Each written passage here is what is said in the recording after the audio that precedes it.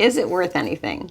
Since we're getting towards the end of October, I thought it would be appropriate to talk about Halloween and vintage Halloween decorations. So Halloween was brought to us in America by the Irish immigrants in the 1800s.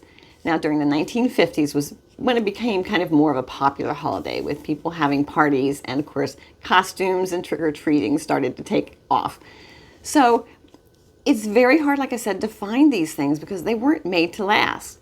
So a recent look on what has been sold on eBay shows that, first of all, like the cardboard cutouts were going anywhere from $20 to $50.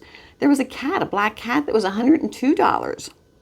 Vintage ceramics, which of course everybody in the 70s was painting ceramics. Those were going for $25 to $70. Vintage costumes from the 50s, the 60s, and 70s were going anywhere from $10 to $85. This one cracked me up. Melted plastic popcorn decorations. They were popular back in the 70s. I completely forgot about them, and I couldn't believe when I saw that they had been sold on eBay. They were going for anywhere from $12 to $60. I didn't think they were that great then, but anyway. I found a 1960s metal jack-o'-lantern went for $78. Casper the Friendly Ghost candelabra sold for $90.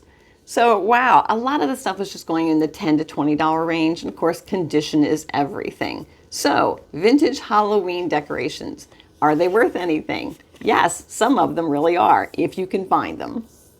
If you would like to learn more about what items in your home might fall into the category of antiques and collectibles and possibly be worth money, check out my book, Beginner's Guide to Antiques and Collectibles. It's available on Amazon.com for $24.95.